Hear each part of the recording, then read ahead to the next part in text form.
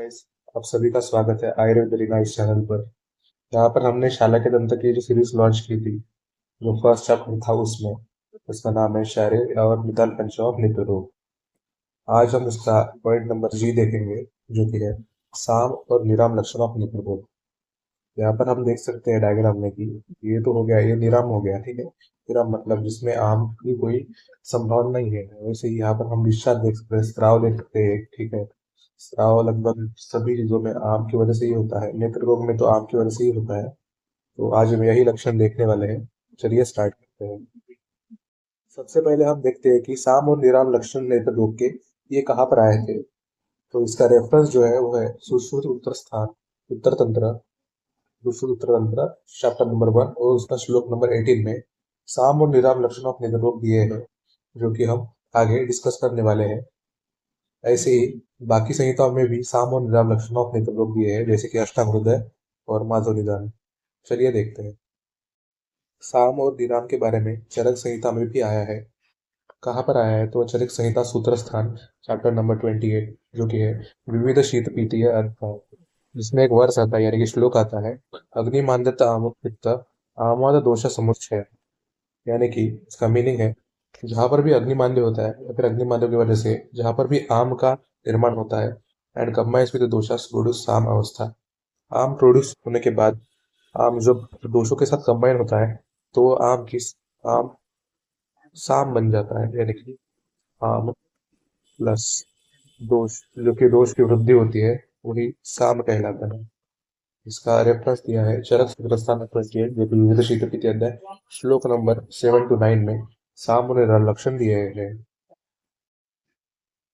उसके बाद जो आता है अष्टांग हृदय में, अष्टांग हृदय का उत्तर तंत्र, उसमें भी जनरल और स्पेसिफिक नेत्र रोग की चिकित्सा दी गई है। और साम और निराम लक्षणों के बारे में दोषों के आधार पर उसका डिस्क्रिप्शन दिया है। एक्चुअल मतलब एग्जैक्ट रेफरेंस उसका अष्टांग हृदय उत्तर तंत्र, जो कि नेत्र रोग प्रतिषेध अध्याय, इसमें दिया गया है। वैसे ही माधव निदान में, जो आम निदान यह चैप्टर है, माधव निदान चैप्टर नंबर 1 श्लोक 1 to 5 में साम और निराम लक्षण दिए गए हैं। अब हम एक एक करके साम अवस्था के बारे में देखते हैं। नेत्र रोग में साम अवस्था के लक्षण क्या क्या है। तो सबसे पहला आता है उसमें नेत्रों में गुरुत्व। नेत्रों में गुरुत्व आना यानी कि आंखें भारी भारी से लगना, हेवीनेस इन द आईज, ठीक है। या फिर आंखों पे ऐसा लग रहा है कि कोई वेट लगा है या फिर प्रेशर कोई लगा रहा है, ऐसे आंखों में लगता है, वो है नेत्र गुरुत्व। दूसरा है उसमें शोथ, नेत्र शोथ। नेत्र शोथ यानी कि स्वेलिंग या इन्फ्लामेशन नेत्र पे आ जाना, जिससे आंखें सूजी हुई लगती है, puffiness and irritated appearance around the eyes, ठीक है। उसके बाद थर्ड जो आता है वो धुंधली दृष्टि, यानी कि दृष्टि मांद्य भी इसको बोल सकते हैं एक तरीके से, जो हम ब्लरी और डीम विजन को भी कहते हैं। उसमें क्या होता है कि रिड्यूस क्लैरिटी ऑफ विजन, ठीक है, due to arm obstruction. Arm obstruction मतलब आर्म का उसमें मिल जाना, जिससे दृष्टि का धुंधलापन यानी कि दृष्टि मांद्य हो जाना, ये भी उसमें आता है। चौथा है आविल दर्शन। आविल दर्शन का मतलब होता है vision appears foggy and unclear, hazy vision जिसको हम बोलते हैं, क्लाउडी विजन, यानी कि धुंधला धुंधला सा दिखाई देना, ये भी साम अवस्था में आता है। उसके बाद जो नेत्र रोग के साम्यावस्था में आता है वो है तोद, यानी कि प्रिकिंग पेन या फिर शार्प पेन, सुई चुभने जैसी वेदना आंखों में होना, वो भी तोद कहलाता है। उसके बाद आता है नेत्रों में कंडू, यानी कि आंखों में खुजली होना, ईचिंग इन द आईज, या फिर सेंसेशन ऑफ इरिटेशन, यानी कि आंखों में कुछ चले जाना या फिर खुजली होना। ये खुजली हमेशा वात के प्रकोप से होती है और शारंगधर के अनुसार कफ से भी हो सकती है। तो कफ का मिलना यानी कि कफ और आम थोड़े से सिमिलर से होते हैं, तो नेत्र में कंडू होना यह भी आमज लक्षण ही है। उसके बाद आता है अत्यधिक आंसू आना। अत्यधिक आंसू आना मतलब ज्यादा से ज्यादा रोदन, रोदन जो बोलते हैं वो आंसू आने के लिए बोलते हैं, तो एक्सेस रोदन, एबनॉर्मल लैक्रिमेशन जिसको हम बोलते हैं। उसके बाद आंखों में लालिमा आना, यानी कि इन्फ्लामेशन ऑफ पित्त इन्वॉल्वमेंट, पित्त दोष के अनुसार अगर आंखों में लाली सी बढ़ जाती है, ब्लड प्रेशर उसमें ज्यादा दिखाई देती है, तो वो लालिमा आ जाती है। उसके बाद नेत्रों का चिपचिपा होना, यानी कि एक पिच्छिल तरह का स्राव आंखों में होना, यानी कि स्टिकी और मॉइस्ट सिक्रेशन फ्रॉम नेत्र आर लाइकली टू हैपन। उसके बाद आता है गर्भ स्पर्श होना, यानी कि आंखों में अगर हम हाथ लगाते हैं तो हाथ की जो त्वचा रहती है उससे स्पर्श किया जाए तो आंखों में ऐसा गर्माहट लगती है। आइज में feel warmer due to inflammation, यानी कि आंखों में जो जलन होती है उससे वो आंखें गर्म स्पर्श में लगती है। उसके बाद अरुचि यानी कि नेत्र में अरुचि होना। नेत्र में अरुचि का मतलब होता है कि it is interested in using eyes, यानी कि जो विजुअल वर्क होता है, आंखों में जो देखने की क्रिया होता है, उसमें कुछ देखने की इच्छा ना होना, आंखें हमेशा बंद बंद से रखने लगना, इसमें आंखों की अरुचि का ज्ञान होता है।